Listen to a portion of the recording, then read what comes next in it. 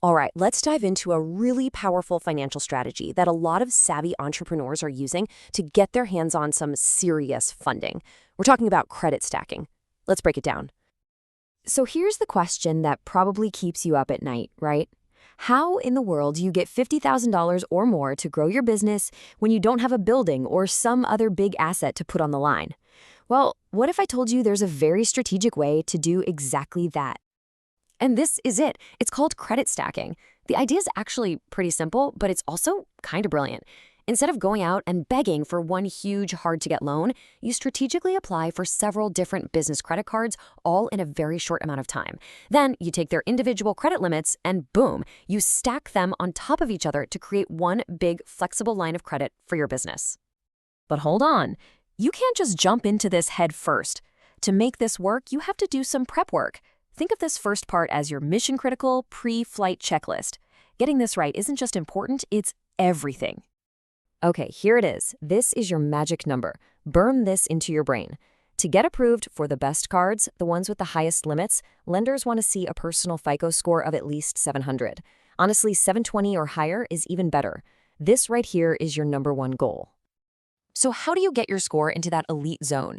You follow these 5 steps, no exceptions. First, you got to see what the banks see, so pull your credit reports from all 3 bureaus, Experian, Equifax, and TransUnion. Next, you go on the attack. Find every single error, every late payment, and dispute it. Step 3 is a huge deal. Pay down your existing credit card balances. You want your credit utilization to be under 10%. After that, work on getting old, unnecessary inquiries removed. And finally, sign up for a monitoring service so you can watch your scores like a hawk.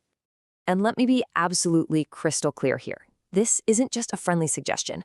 Skipping this prep work is like trying to build a skyscraper on a foundation of sand. It's just not going to work.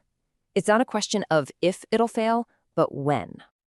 Okay, so you've done the hard work. Your credit profile is sparkling clean. Now it's go time. This is the execution phase, where the stacking actually happens. Now, don't just go applying for any card you see an ad for. You have to be a surgeon here. Your number one target should be cards offering 0% introductory APR. We're talking 6, 12, sometimes even 18 months of interest-free money. It's basically an interest-free loan. Also, look for cards with massive sign-up bonuses and rewards that actually fit your business spending. And here's a pro tip. Try to prioritize cards that only report to the business credit bureaus, not your personal one. That helps protect your personal score down the line. This right here, this is the secret sauce. The old way is just slow and painful. You apply for one card, your score takes a little hit from the inquiry, you wait, and then you do it all over again. But with the stacking method, you apply for, say, 3 to 6 cards all at once, within a tiny 1 to 2 week window. And here's why that's so important. The credit scoring models often see all those applications as a single event, grouping the inquiries together. That means you minimize the temporary damage to your score. And when I say it's a short window, I mean it. This is a sprint, not a marathon. In week 1, you hit apply on your first batch of cards, maybe 2 or 3 from different banks. Then, in week 2, you apply for the rest.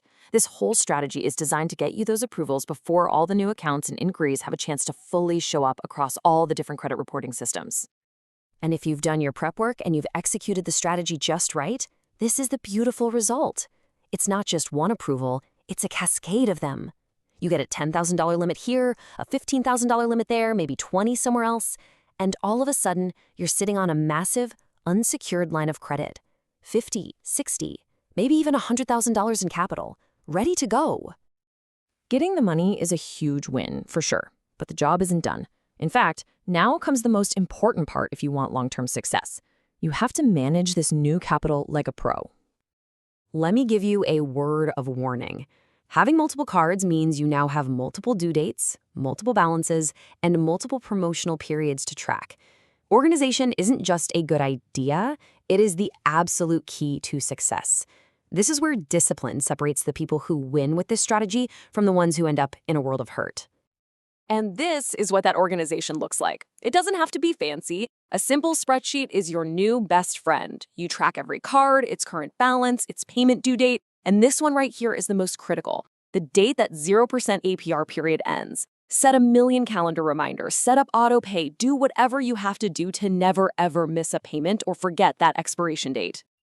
Remember how we obsessed about credit utilization back in the prep phase? Well, you have to keep obsessing about it. Keeping your balance on any single card below 30% of its limit is good, but keeping it below 10%, that's excellent.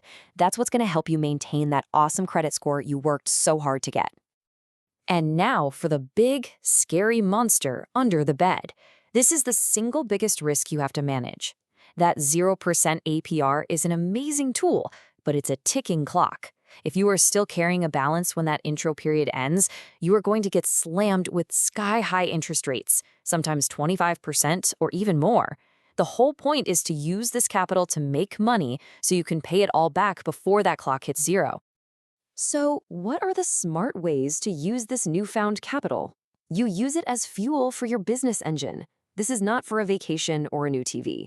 You invest it in things that are going to bring a return.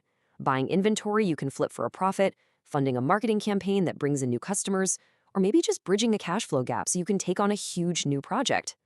So let's just boil it all down. The whole process really comes down to these 4 simple steps. Step 1, clean your credit until it shines. Step 2, select the right cards like a sniper. Step 3, apply for all of them in that tight strategic window. And Step 4, manage that capital with military-grade discipline. At the end of the day, credit stacking isn't really about getting a bunch of plastic cards in the mail. It's about getting access. It's about unlocking the potential that was already inside your business but was just being held back by lack of funding. This strategy gives you the keys to the car. The real question is, what are you going to build?